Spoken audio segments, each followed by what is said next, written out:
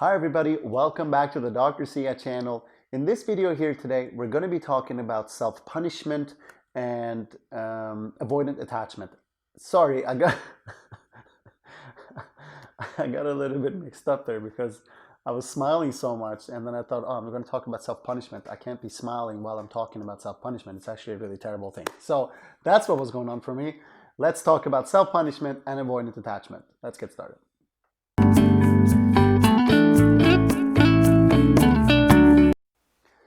So what is self-punishment about in people who have an avoidant attachment style?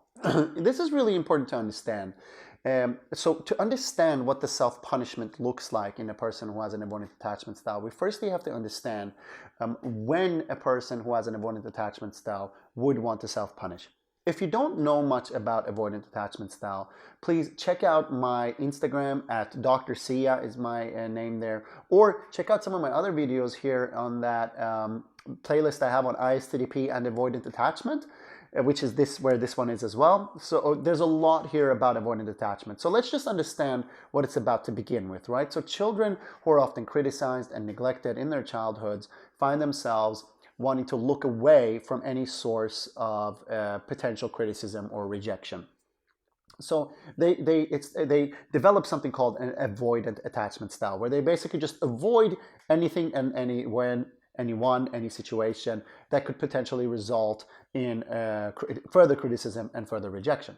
So what then happens is that for a person who has an avoidant attachment style, for an adult who has an avoidant attachment style, self-punishment often comes in whenever that person has shown aspects of themselves, whenever the person with an avoidant attachment style shows aspects within themselves that other people might be able to see and reject them for, or criticize them for, or punish them for.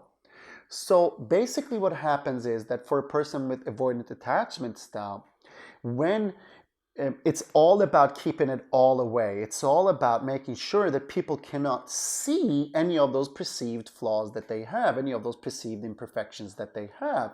So it's all about keeping all of that away and instead showing a person, projecting a person, if you will, creating the mask of a person, or there are many terms for it, but creating this image of a person that is almost not flawed at all, that is almost imperfect in many ways.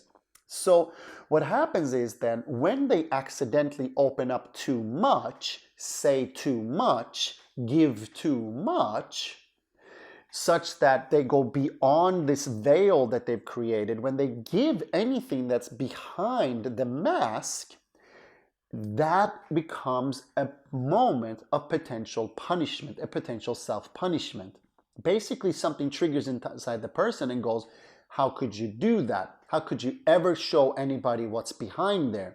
They're going to see your flaw. They're going to see how you are dysfunctional somehow. How dare you do that? Don't you ever dare do that again. And for anybody who watched my video on self-criticism, you'll see that there are a lot of similarities here. And indeed, many people say that self-criticism is a type of self-punishment.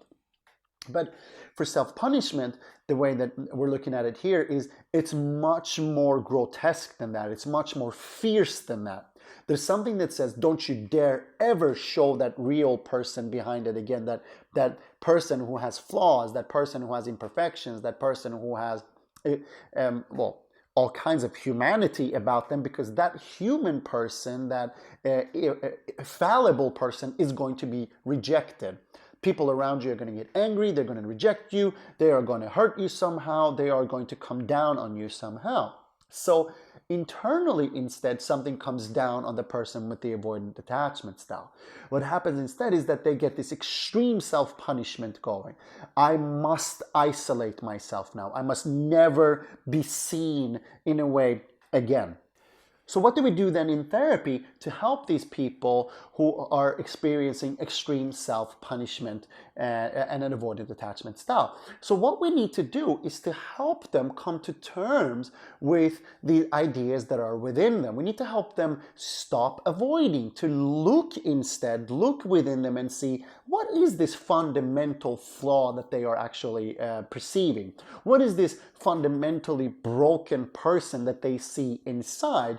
Because if we can come to an agreement that this person is not fundamentally broken inside and that they are not fundamentally flawed inside, then perhaps there can be enough care there, we can have enough self-care, that then we can actually start looking at the emotions that these ideas of self-punishment are trying to kill. So we can try to look at, then once we can remove ideas of the person being fundamentally flawed and fundamentally sort of broken somehow, then only then will the person actually turn their avoidance away and start paying attention, to want to look at what happens inside, want to look at these feelings, want to look at what is deeply within them. So it's like, but that's what ISTDP helps with in this sense, to say, okay, well, if there's nothing wrong with you, if there's nothing really genuinely flawed with you, let's remove the punishment about that part of you being seen, because there's no reason to punish anything that is not flawed or somehow broken.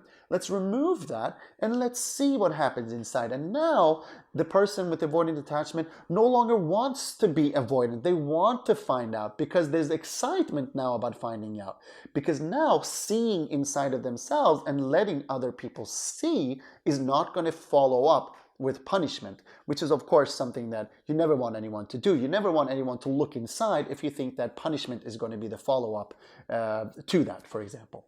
So I hope you found this video useful. Let me know what you think. Drop a comment, subscribe, press that bell button, and check me out on at Dr. Sia on Insta as well. Also, I'm starting a podcast. I know people say don't start a podcast, but I'm starting a podcast. The hell with it. That's what's happening. So check that out as well. I'll let you know when I've actually successfully done that. All right. Thank you very much, and I'll see you again for the next one.